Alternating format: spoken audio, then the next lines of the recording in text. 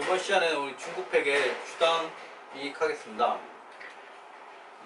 주당 이익은 우리 세무사, 감정평가, 공인회사 모두 매년 한 문제 정도 나오고 있습니다. 그리고 특히 이제 계산 문제 위주로 나오고 있습니다. 이론 문제보다는 계산 문제 위주로 나오고 있고, 이론 문제는 뭐 아주 가끔 나와서 한번 보시면 될 것 같고, 근데 계산 문제는 난이도가 쉬운 것도 있지만 주로 이제 중급 이상으로 나오는 것 같습니다. 그래서 난이도가 높은 것도 나오고, 그리고 난이도 높은 것들은 시간을 또 많이 잡아먹기 때문에 여러분들이 이제 전략적으로 그 수험 목적으로는 좀 전략적으로 접근하시는 게 좋을 것 같습니다. 그래서 난이도를 먼저 파악해 보시고, 시간이 투입이 짧다 그러면 바로 문제 푸시고, 어느 정도 시간이 투입이 많이 될 것 같다 그러면 이제 패스하고 나중에 여유가 있을 때 푸시는 게 좋을 것 같습니다. 왜냐면 주당이익은 계산 문제가 이제 실수할 수 있는 게 좀 많아서 여러분들이 틀릴 수 있게끔 출제자가 그런 식으로 낼 수 있는 분야이기 때문에 그 문제를 처음 읽을 때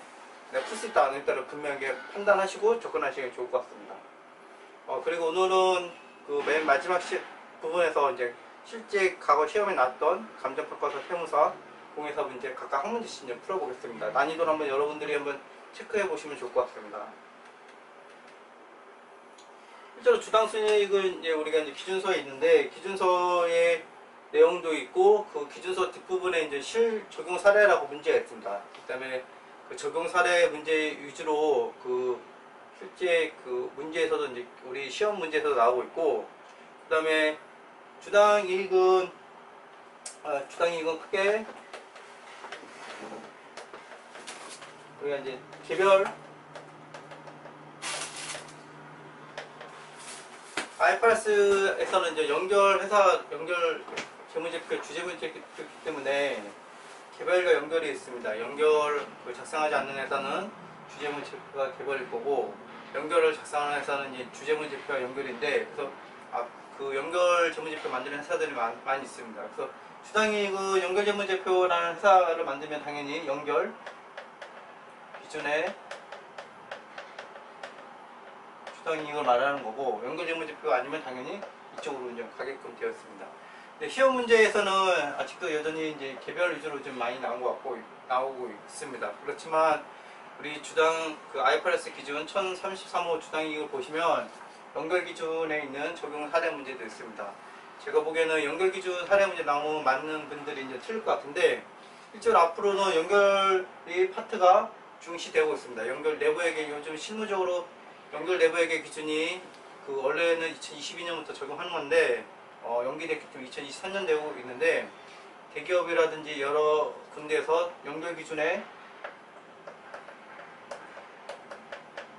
내부회계 제도에 대해서 관심을 많이 갖고 있고, 점점 기업들이 이제 드디어 IFRS가 연결 재무제표의 주재무제표인데 이 분야로 많이 가고 있습니다. 그래서 제 생각에는 이제 1차는 모르겠지만 1차는 기본적인 거 다르기 때문에 여전히 이제 개별로 나올 거라서 예상되는데, 2차 수준, 그러니까 회계사 2차 수준에서는 연결 기준, 주당이익도 이제 관심을 가져야 할 부분으로 생각하고 있습니다.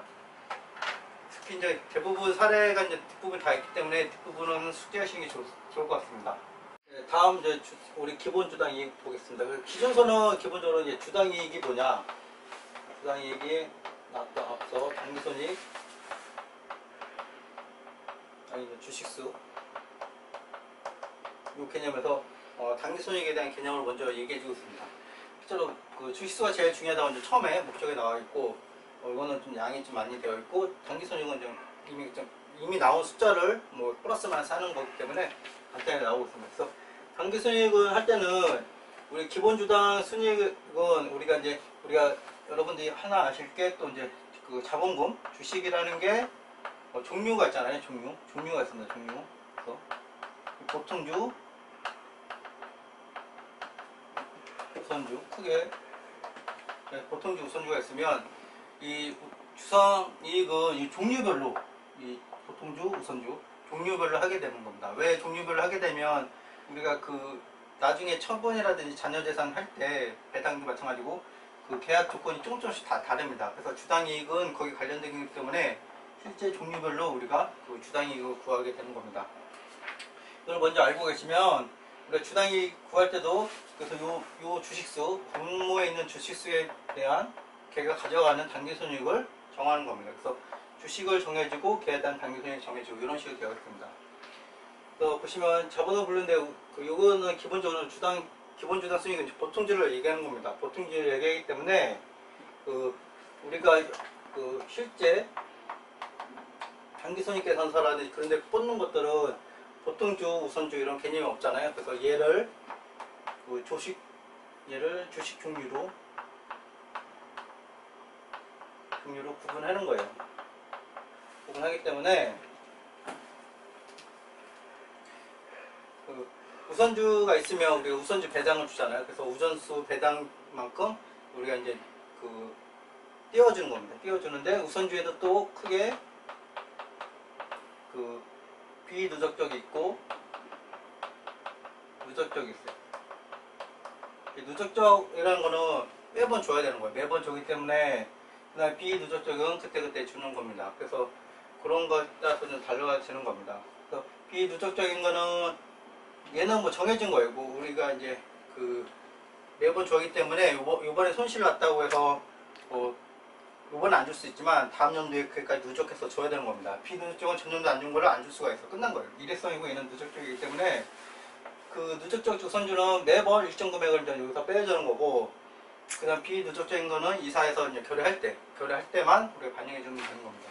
그 부분만 좀 주의하시면 될 것 같고, 자본으로 분류된 우선주에 대한 새 우선주, 배당금, 우선주 상한시 발생한 차입 우선 조정한 금액이다. 이렇게 말이 포인이 됐는데, 우리 당기손익 자체가 새우잖아요. 새우. 이 당기손익 자체가 새우입니다. 그렇기 때문에 당연히 우선주에 대한 것도 당연히 새우 기준을 하는 거예요. 이거는 뭐 기본적인 겁니다. 이게 왜 새우냐 뭐 이런 게 아니라, 이런 식으로 이제 접근할 게 아니라 당기손익 자체가 새우기 때문에 다 새우 기준으로 가는 겁니다.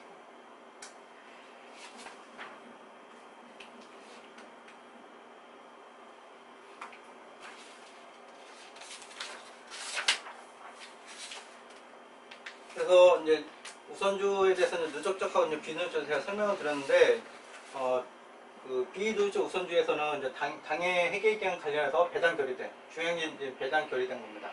배당 결의된 비누적 우선주에 대한 세후 배당금, 배당 결의가 되어야 되는 거고, 그 다음에 누적적인 거는 배당 여부의 결의와 관계없이,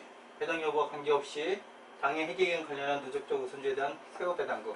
누적적 우선주가 있으면 배당을 안 했어도 우리가 무조건 차감해서 구해줘야 되는 거고, 우선주 성격이 비누적자에 되면 결의가 되었는지 안 됐는지를 체크를 해야 됩니다. 결의가 안 됐으면 계산할 필요가 없고, 결의가 됐으면 계산을 해줘야 되는 겁니다. 그래서 문제에서 누적적인데 아무 6% 누적적이다. 뭐 아무런 언급이 없어요. 그렇다 하더라도 당기순이익에서 6%의 만큼 배당금을 차감한 걸로 우리가 보통주 당기순이익을 구해야 된다. 이런 의미입니다.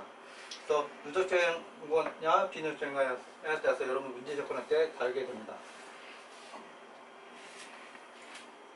할증배당 우선주는 여러분 한번 읽어보세요. 할증배당 우선주는 우리나라에서는 제가 낯서는 거기 때문에 보편적이지 않아서 시험 문제까지 나올 것 같지 않은데, 할증배당 우선주는 한번 읽어보시면 될 것 같습니다.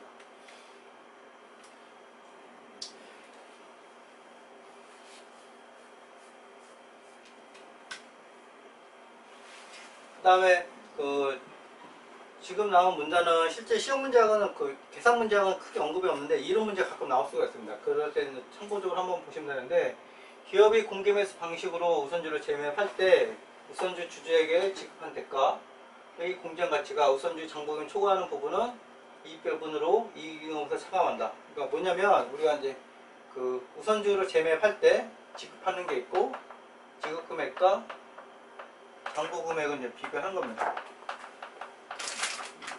장부 금액 비교해서 지급 금액이 더 크면 얘를 배당으로 본다.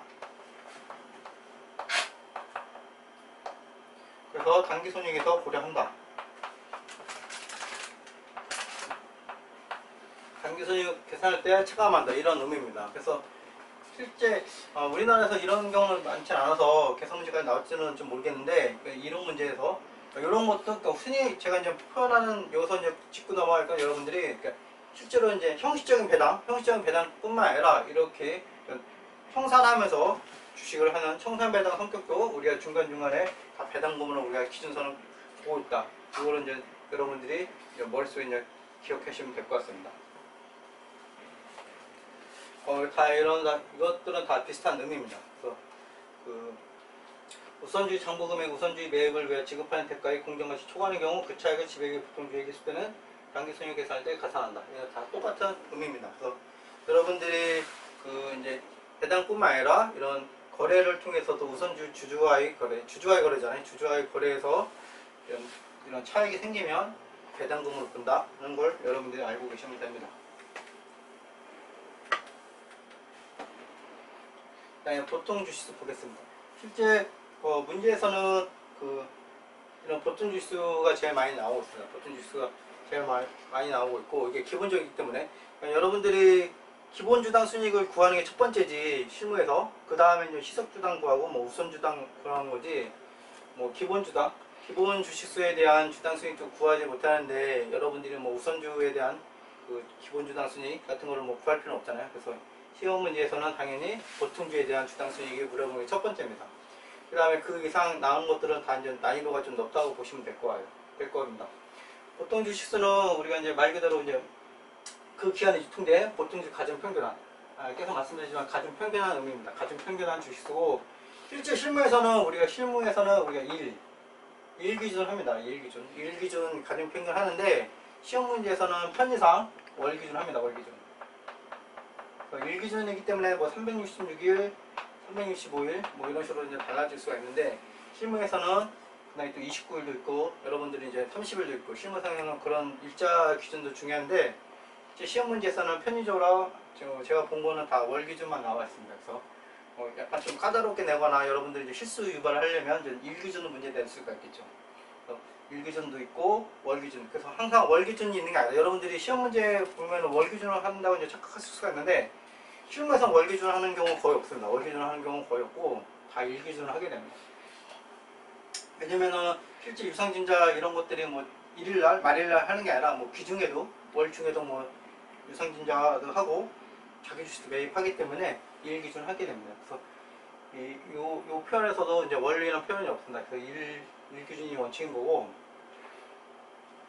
그 다음에 가중평균 주식수 기초의 유통분 지수에 희귀한정 이제 칙된 자기 주식수 신규 발행된 보통 주식수를 각각의 유통기간에 따라 가중치를 고려해서 조정한 보통 주식수이다. 그래서 말은 이렇게 여러분들 상식적으로 제가 계속 말씀드린 것처럼 1월 2일날 만주고 7월 2일날 3만 주를 발행했다. 그 다음에 10월 1일날 자기 주식을 만주 발행했다. 자기 주식을 만주 발행하면 우리가 유통 주식수가 주는 거잖아요. 그래서 얘는 10월 1일이기 때문에 12분의 3만큼 가중평균에 이제 고려해주면 되는 거고 7월 1일은 6개월이 유통됐기 때문에 12분의 6만큼 기초는 12개월 다 유통됐기 때문에 12분의 12만큼 이런 식으로 여러분들이 이제 해서 가중치를 구해서 하는 겁니다. 이런 의미를 글로 표현하는 거예요. 글로 표현하는 게 약간 여러분들이 다가가기 좀 어려울 텐데 가중평균한다는 게 그런 겁니다. 그래서 이 경우 유통기간에 따른 가중치는 그 회계간의 총 일수에 대한 특정 보통주 유통 일수의 비율로 상정하며 가중평균에는 합리적인 근사치로 사용할 수 있다. 그래서 실제는 실무에서는 다 일수를 하고 있습니다. 일수를 하고 있지만 우리 시험 문제라든지 이런 수험서에서는 대부분 다 월로 하고 있습니다.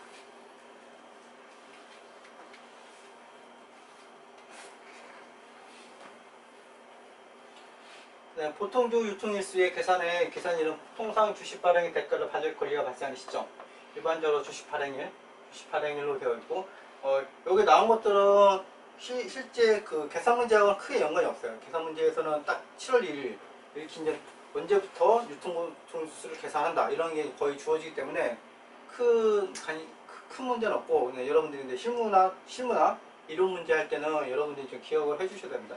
기본적으로 보통 주식수기 때문에 권리가 이제 주주한테 넘어가는 매입자한테 넘어가는 시점 그다음에 내가 기존 보유자가 팔았다 그러면 이제 기존 보유 권리가 사라지는 이런 기본적인 개념으로 이제 여러분이 아시면 될 것 같습니다.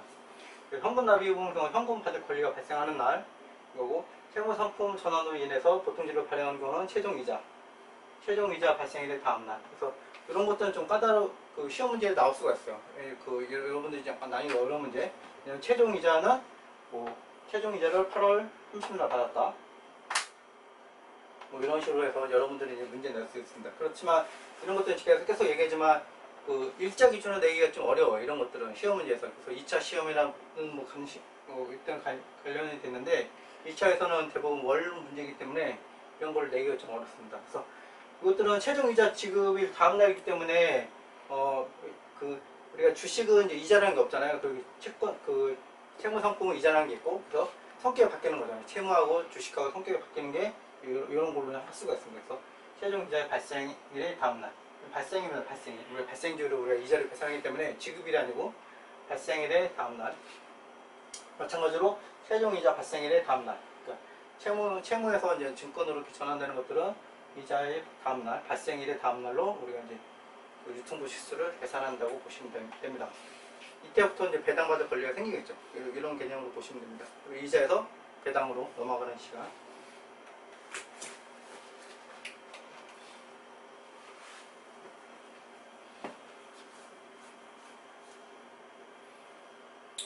그 다음에 여러분들 주의할 거, 이론적으로 주의할 건 사업 결합으로 인해서도 우리가 주식을 취득하고 갔는데 사업 결합 이전에 대가 일부를 발행된 보통주의 경우는 취득일을 가중평균 보통주의 산정하는 계산으로 한다. 보통주의 경우는 취득일.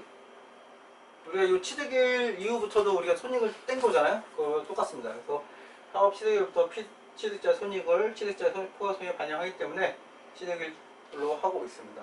그리고 보통주로 반드시 전환해야 하는 전환금융 상품은 계약 체결 시점부터 기본주당 수익을 계산하기 위한 보통 수익에 포함한다. 그러니까 반드시 전환하는 것 때문에 이미 확정됐기 때문에 계약 체결 다른 조건을 보지 않습니다. 근데 조건부 발행 조건은 이런 필요 충분히 충족하는 것으로 볼 때 하는 겁니다. 그래서 조건부 발행 보통주에 이제 우리가 일수록 할 때는 그 조건이 충족됐느냐 안 된다 조건을 하는 거고, 그 조건을 실행했냐는 두 번째 문제에 영향을 주지 않습니다. 그래서 조건이 충족됐냐 안 됐냐에 따라서만 보시면 됩니다. 일단 이것으로 마치겠습니다.